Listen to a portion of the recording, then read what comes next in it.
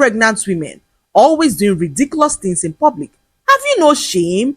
Can't you be pregnant and normal? Or must you be abnormal before everyone believes that you're truly pregnant? She said to the woman, who burst out in tears as she left the akara stand devastated. Everyone around looked at Ioma in disgust as they wondered how a woman who should know better would treat a fellow woman in such a way. Once upon a time, in the busy town of Owerri, lived a woman whose name was Ioma. Ioma was a woman whose tongue was sharper than a razor. If there was one thing she disliked most in her life, it was pregnant women and their nonsense cravings, as she always called them. Ioma believed that all pregnant women were pretenders. In fact, she swore that these women did all they did for attention, as Ioma could not understand why a woman would suddenly crave ridiculous things. To her, these women only wanted to stress their partners, or worse still, gain sympathy from the public, who were easily fooled by their shenanigans. Ioma was so convinced of her beliefs, she always got irritated when pregnant women displayed their pregnancy-induced character around her. Ioma was not one to hide her irritation. She lashed out at pregnant women whenever she saw them displaying unnecessary behaviors in public, not caring whose feelings she bruised in the process. One morning, Ioma decided to buy akara from Mama Ekaite's shop. She arrived at the akara spot and met a pregnant woman who was sweating and fanning herself. She brought out a bag of ice cubes, tore it with her teeth, and began chewing them one after the other like someone whose life depended on it. The coldness soothed her immediately as beads of water rolled down her chin. Ioma stared at her angrily as she hissed loudly and began to speak without control. Are you possessed? What nonsense craving is this one again? Her voice thundered in anger as the pregnant woman looked at her confused. People turned as they watched the whole drama unfold. The pregnant woman paused, her cheeks full like a squirrel as she stared at Ioma embarrassed. But Ioma was not yet done. She continued to bark at the poor woman, asking if pregnancy was now a sickness. You pregnant women, always doing ridiculous things in public. Have you no shame? Can't you be pregnant and normal? Or must you be abnormal before everyone believes that you're truly pregnant? She said to the woman, who burst out in tears as she left the akara stand devastated. Everyone around looked at Ioma in disgust as they wondered how a woman who should know better would treat a fellow woman in such a way. Ioma noticed their stares, but this did not faze her. She collected her akara and walked away, not caring that her words had broken a woman whose only crime was satisfying her pregnancy cravings. She arrived home and could not stop talking to her sister about it. Ioma, still fuming in anger, narrated the whole story to her. Imagine the pregnant woman, chewing eyes like a goat. She didn't even have the common decency to close her mouth while she was chewing. She said to her sister Benita, who asked why she was so worked up. Pregnancy changes the body system of a woman, the same way periods do. You should take it easy on these women, because you don't even know what your own pregnancy would look like, Benita said to her sister Ioma, who beat her chest and said, You see, when I get pregnant, I will not disgrace myself like that. I will be calm, normal like a human being, not disgracing myself like a cow. Her sister Benita shook her head as she watched her narrate how their mother birthed 6 children without all this drama. Her mother gave birth to 6 children in her time, alone. She didn't act like these dramatic women. No, because all these pregnant women are all pretenders. All of them. Watch and see. I'll be the most stress-free pregnant woman this town will ever see, she said to Benita, who teased her for crying during her period. You have not finished chesting normal menstrual pain, oh. It's pregnancy that you now have the power for, she said to Ioma, who rolled her eyes in anger and grumbled as she walked away. Weeks passed, and Ioma came across a video of another pregnant woman online who was licking clay as if it was chocolate ice cream. Everyone in the comments had an opinion, as Ioma took her time to pen down her own thoughts. She bashed the woman, calling her an attention seeker who was more focused on gaining likes and views on her post than focusing on the actual well-being of her unborn child. Ioma gave the woman a piece of her mind, as so many women began to question if Ioma had ever had a child in her life. How can you say this to a pregnant woman when you have never walked in her shoes? They asked Ioma, who replied them that she didn't need to walk in the woman's shoes because she was not an attention seeker.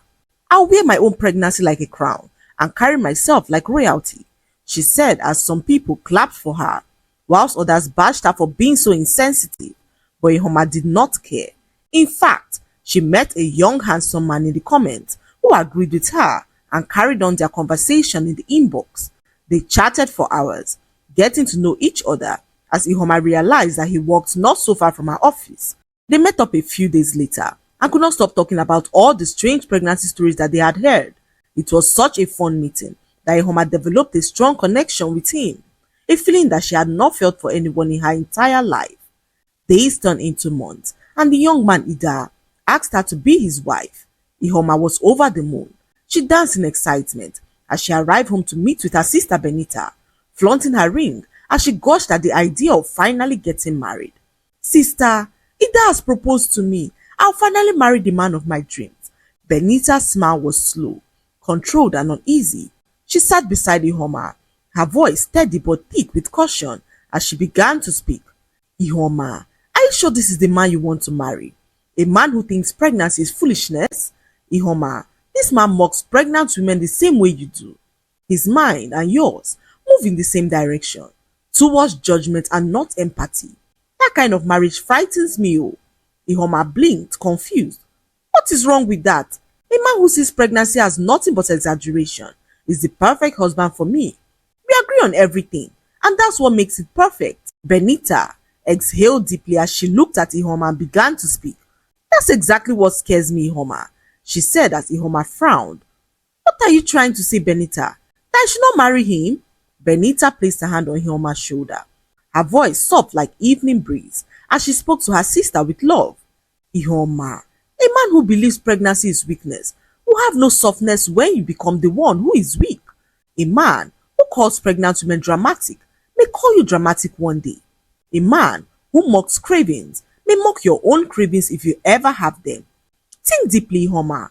Love is sweet too, but experience is bitter when pride is involved, she said to Ioma, who laughed proudly and replied, I'll never be like those women. My pregnancy will be smooth. Cravings will not disgrace me. Ida and I will be fine, so you have no reasons to be worried. Benita looked at her sister with pity, deep, sorrowful pity, the kind only someone who has lived longer can feel. But Ioma refused to listen to the voice of wisdom. She went ahead to marry Ida, a decision that she believed was the best until she finally got pregnant. At first, everything was going smoothly as Ioma flaunted her pregnancy for the world to see, proving to everyone that pregnant women were indeed pretenders. She had no cravings and was always full of energy, something her husband admired about her until she approached her second trimester, the time when everything changed. Ioma woke up in the middle of the night as rain poured heavily outside. She stood out in the rain, her eyes closed, as she inhaled deeply like someone who was now smelling her favorite fragrance. Ioma could not control how she felt in that moment. She spread her arms as the rain soaked her to the bones. Ida watched her from the doorway confused as he urged her to come inside the house. Ioma, come inside. You want to catch a cold? He said to Ioma, who ignored him completely, her body trembling with satisfaction as she inhaled again and again, like someone who was finally breathing for the very first time. That night was the beginning of something that Ioma never saw coming. She woke up the next morning with cravings crashing down on her like a thunderstorm. Ioma began to eat toothpaste as if she was eating her favorite snack. She would squeeze the tube into her mouth and chew it like gum. Before she knew what was happening, one tube finished and then another. Within 2 days, 4 full tubes of paste had finally disappeared into her stomach like sweet. Ioma tried to hide her strange cravings from her husband, who could not help but notice how her entire body oozed of toothpaste. At first, he thought it was his imagination, until one morning, when he walked in on her, devouring a tube of toothpaste with her eyes closed. Ida could not believe his eyes. Are you mad? He yelled angrily as Ioma opened her eyes in shock, embarrassed to see her husband standing there with judging eyes. Are you eating toothpaste? He asked Ioma, who tried to lie to cover up her craving, but the tubes of empty toothpaste that lay on the sink exposed her truth like nakedness. Ioma froze, guilt written all over her face as her husband stared at her with disgust and called her a lunatic. Is this madness, or your means of seeking attention? He asked Ioma, who tried to explain to him that she could not help it, that something inside her body demanded it, and that she had no control over it. But Ida was not a man who understood softness. He began to yell angrily at her, calling her a mad woman, as Ioma stood there in tears. She watched her husband transform from the loving man that she married to a monster in human form. From that day on, his love for her began to wane. Everything she did began to irritate him, and Ioma could not control her emotions. Her hormones were all over the place, as each week came with a different craving. Ioma began to crave charcoal. She bought stacks of wood and burnt them in her backyard, just to chew the blackened pieces like biscuits. She hid behind the house, biting them like bread, as soot covered her lips and teeth. Each bite filled her with a satisfaction that only her could explain. Ida returned home from work one afternoon and caught her munching on some charcoal like a snack. His eyes shone in disbelief as he began to yell at her at the top of his voice. Ioma, what's all this nonsense now? Are you mad or pregnant? Why are you eating charcoal? Are you now an exhaust pipe? He asked Ioma angrily as he stared at her in disgust. Neighbors peeped through their windows as they began to laugh at Ioma, whose mouth and face looked funny and black. Even children laughed and began to call her an exhaust pipe. Ioma cried herself to sleep at night, her pillow soaked with tears, as she began to regret how badly she treated pregnant women in the past. Every day was now a struggle for her, as not only was she dealing with strange cravings that she could not control, her husband Ida continued to make her life a living hell. He moved her out of their bedroom and even stopped coming home on some days.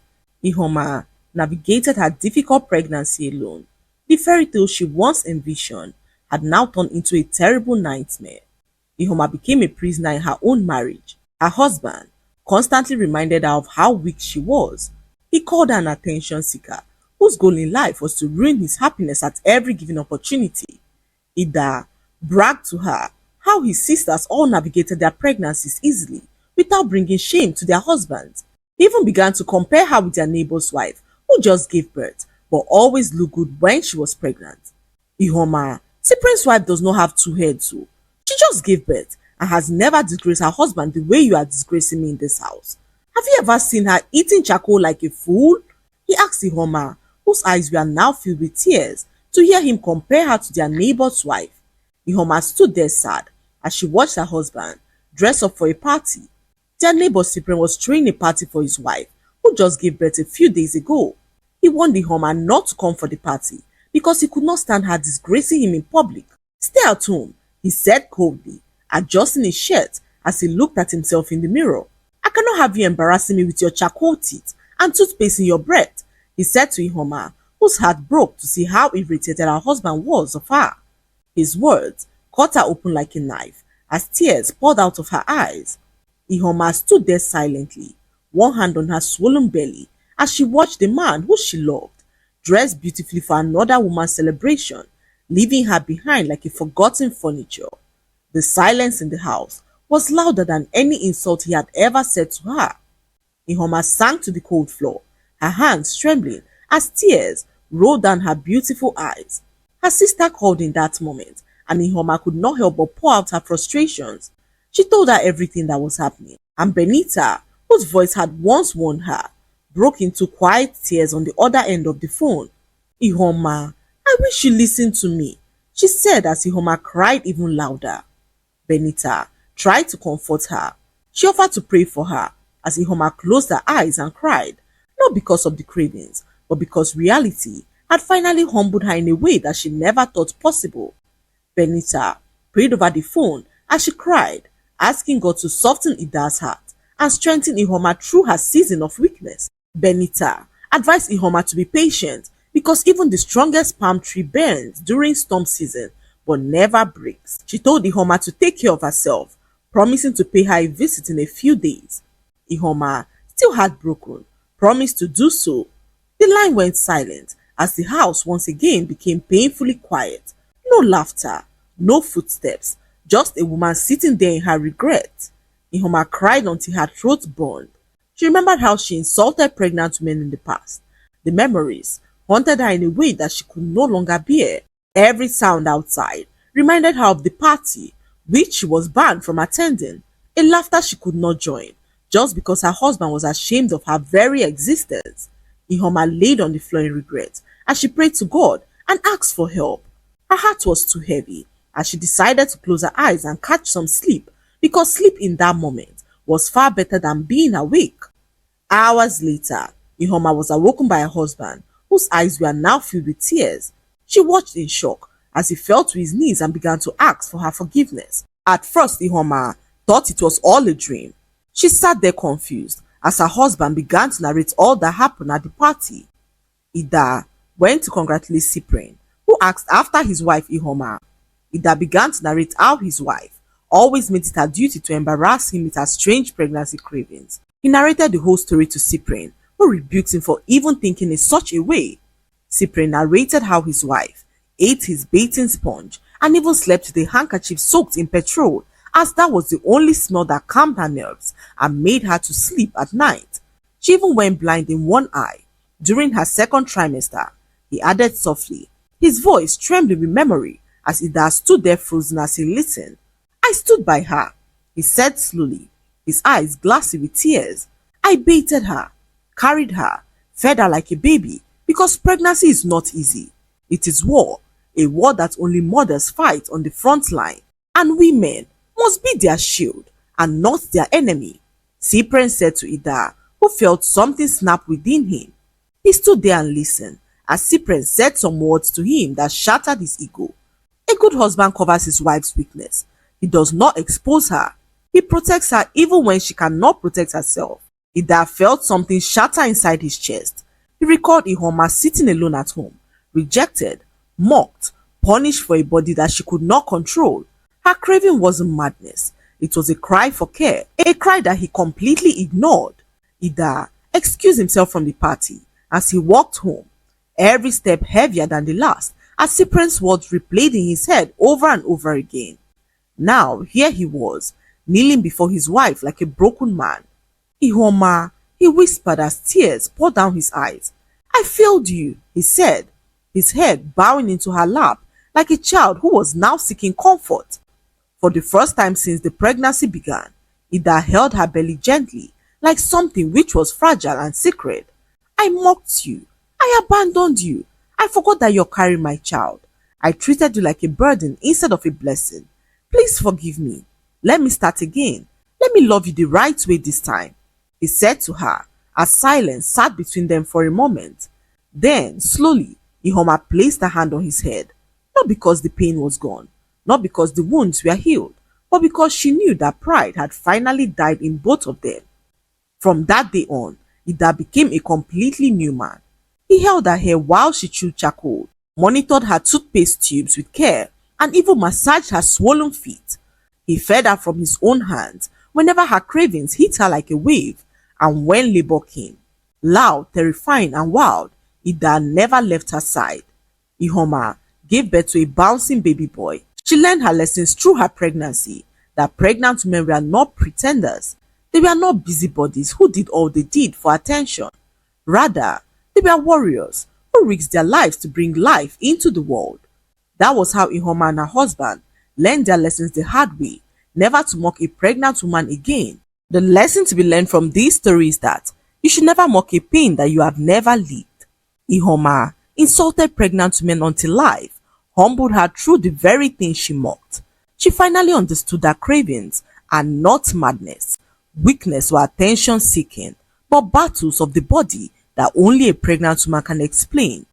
Many pains cannot be understood from the outside, and no one has the right to judge what they have never experienced. From her pregnancy, Ioma learned that compassion is far more honorable than criticism, and that motherhood is not for the faint-hearted, but for warriors clothed in grace. The lesson is clear. Never mock a journey your feet have not walked. I hope you enjoy